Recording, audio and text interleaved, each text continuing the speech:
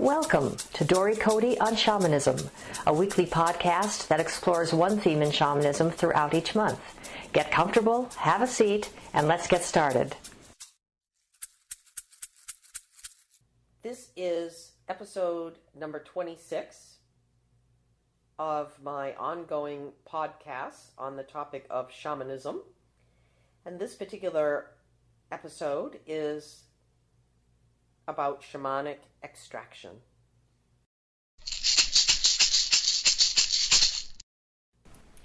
Tell us about shamanic extraction. When would a shaman do this kind of ceremony, and when might we want to ask them to do it? Yes, a shamanic extraction is a ceremony, and it's a ceremony performed by a shaman that is intended to remove what we call a spiritual intrusion. So what do we mean by spiritual intrusion? In a simplified form, a spiritual intrusion is pure energy.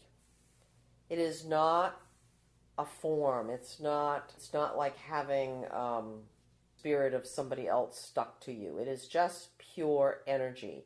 Typically, people have spiritual intrusions because they have either spent some time in a really negative environment, whether that's at work or at home or in their early childhood, somebody who has been the victim of domestic violence, any form of abuse as a child, somebody who works in an atmosphere where there is a lot of bickering and negativity and hatred and backbiting, anybody who's been the victim of bullying of any kind. What happens is all of those events and the thought forms that are behind those events have energy. And that energy gets deposited somewhere. It's in the air, it's in the atmosphere in which we live. And so it's possible, particularly if it's addressed at us, like domestic violence is, or child abuse, or somebody swearing at you, even somebody randomly flipping a finger at you, or cutting you off when you're driving and cursing at you, directing negative things. That negativity can penetrate your spirit in a way, or your soul, and take up residence. And as a result, it begins to do harm. It may tire you. It may create some forms of depression. It may create physical pain that nobody, including medical doctors, seem to be able to get to the root of. It may cause sleeplessness. It may show up in the way of nightmares. There are many, many ways in which a spiritual intrusion might manifest itself in a person's life. And so extraction work is something that a shaman is trained to, first of all, be able to see and experience as something that is truly happening for this person, and then further is trained to, working in a very power-filled way with their helping spirits, go in and remove those spiritual intrusions, and through a ceremony that I won't describe every detail of here, but through a ceremony is able to call in the powers and the spirits that will neutralize that negative force, that negative energy, neutralize it in a way so that it does not harm anyone else, and then deposits that energy in nature where it becomes a part of the water, a part of a fire, a part of the earth, and does no longer does any harm to either the person who you are working with or to anyone else. And so it is challenging. It's just like, if you have a headache, you might think, oh my God, I have a brain tumor. That's the worst possible thing that might cause a headache.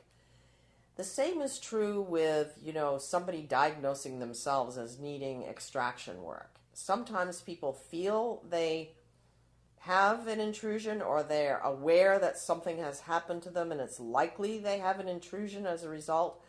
But truly, none of us knows whether that is true or not until the shaman checks in with their helping spirits, scans the client's energy, soul, and finds whether that is true or not, and then moves in, and if it is true that there's an intrusion, moves in and removes that intrusion.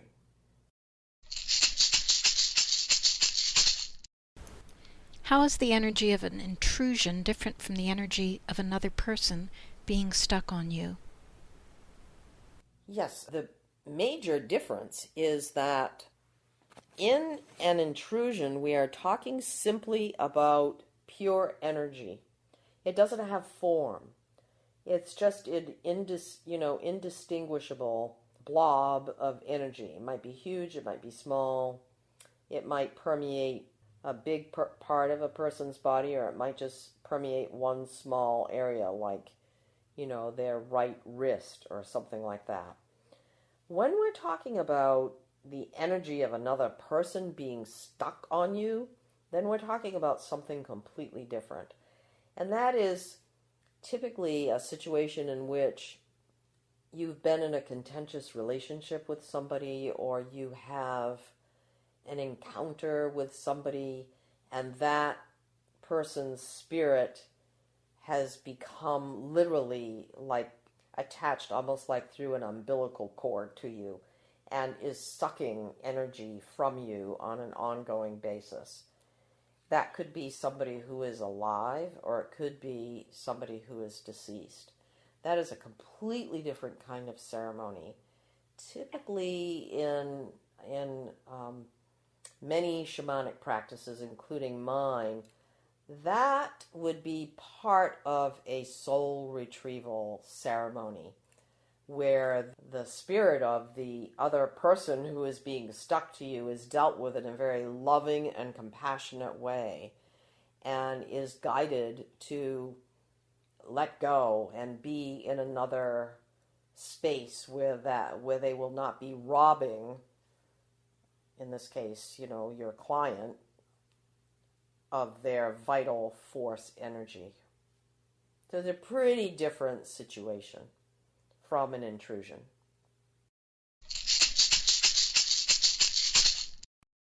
You have started to answer the next question. What are the symptoms of spiritual intrusions? There are a lot of possible symptoms, and we certainly cannot name them all because there are many subtle ways in which intrusions can impact a person. And some of these symptoms are also common to other kinds of things that might have gone wrong with a person's spirit. But in general, some of the symptoms are physical pain that is focused in a particular area of a person's body, and which has not been able to be repaired or mitigated in any way through other means, such as, the person has had x-ray and an MRI, and, worked with an acupuncturist and worked with an osteopathic doctor, and still their back is hurting them like crazy in one specific area, and they don't understand why. That might be being caused by a spiritual intrusion.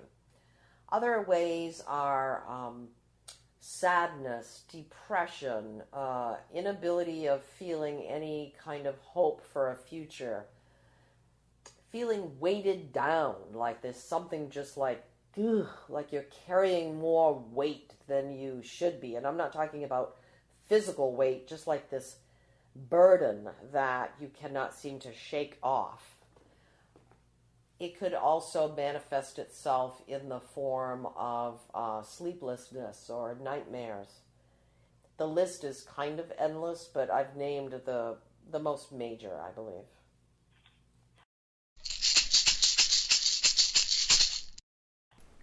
How would someone know if they would feel better if they had a shamanic extraction done?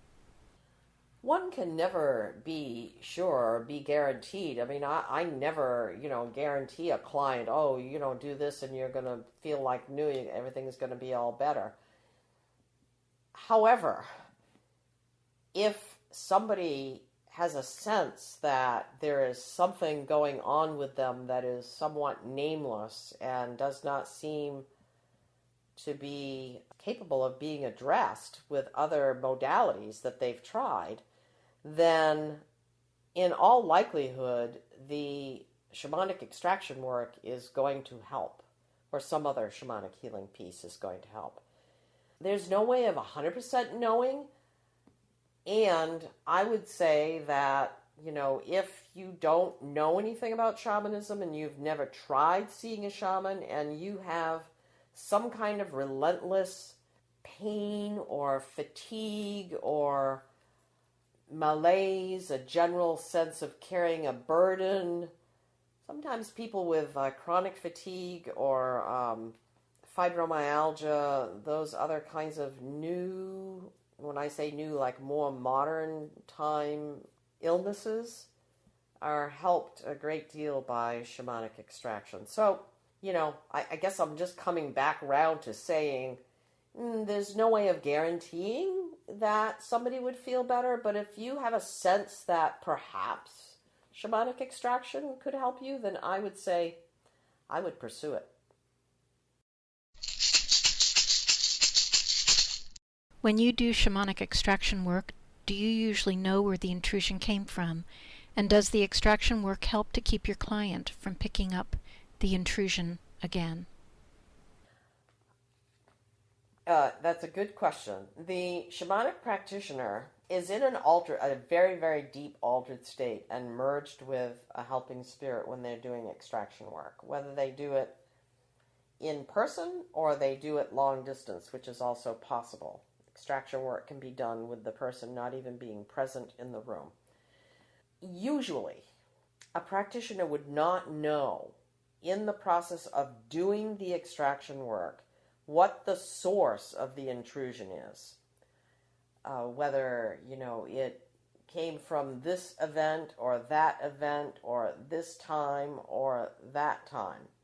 It's not really important. What is important and what is the focus of extraction work is getting that intrusion out, moving it, neutralizing it, blessing the person, filling them up with light energy so that future intrusions will not find their way into them quite as easily. So it's sort of like plugging up the holes, those places where the intrusions had taken up residence, and now filling those places with light. The practitioner, in usual circumstances, would not share anything with the client about the source of the intrusion or anything that they might have seen, simply because the focus is not about what happened, but more about what is now done, and that those pieces of negative stuff are gone.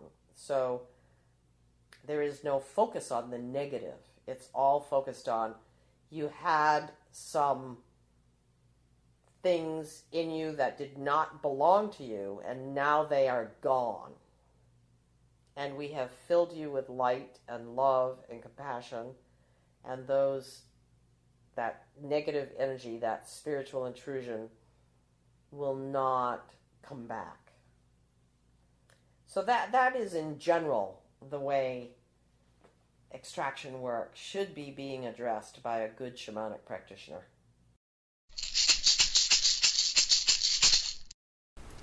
This completes the prepared questions. Do you have anything you would like to add? Just merely, I would like to say that, again, this is a complex ceremony. It has many dimensions to it. This is a very brief introduction to the topic. Extraction work is typically taught, over a 2 or 3 day workshop, and just giving people a very brief introduction to what it is here.